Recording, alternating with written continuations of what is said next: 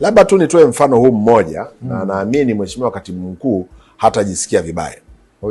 Wa wizara. Mamake na Mheshimiwa Katibu Mkuu alikuwa na shida ya goti. Okay.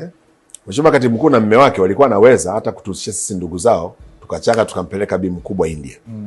Yeye kwa mdomo wake akiwa mganga mkuu wa serikali alisema mama hauendi popote. Moi. Na alikuja katibiwa, jana nimekutana naye, yani ana furaha kuliko ninavyoweza kuiweka katika viwango. Yes, kwa hiyo ni kweli waje waangalie, alafu vile vile wazungue katika jamii, waulize wale kuja pale kwenye taasisi, walitibiwa wa matibabu yalienda namna gani. Tunafanya mambo makubwa sana bila wasiwasi wowote, tunawakaribisha kwa shida walizonazo, tutaangalia namna ya kuwasaidia. Pale mwanzoni nimesema 98% huku 97%. PJ, hizi asilimia zilizobakia sio kwamba wataalamu hawapo. Shida ni huduma ya mgonjwa baada ya kufanyiwa ile afua. Okay. Ndio tunaifanyia kazi sasa. Kwa mfano tuna upanuzi wa vyumba vya kulaza wagonjwa mahututi kutoka 19 mpaka 36. Hivyo vitakapo kuwepo ina maana kwamba daima tutakuwa tuna nafasi. Ndio. Halafu kuna masuala ya upanuzi wa hiyo theater tunayoizungumza.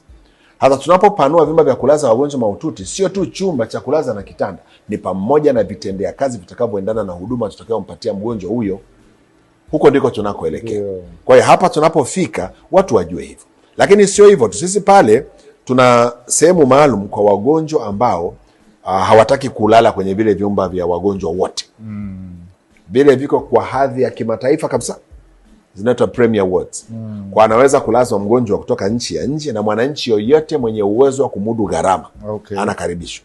Na labda niseme hivi, kutumia vifaa vile hakukunyimi nafasi ya wewe kupata huduma kutoka kwa madaktari bobezi.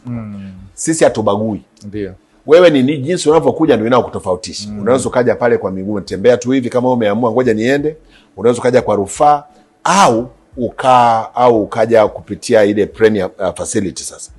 Kuingia tu ndio kunakotofautisha, lakini matibabu ni yale yale. Okay. Kwa mgonjwa anayelala kwenye magonjwa ambako wanalala wagonjwa wengi haina shida.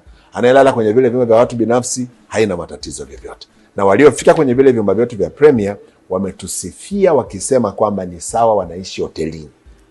Labda na nyie inabidi mje mtembelee kidogo. Kutembelea. Tutakuja kutembea tu lakini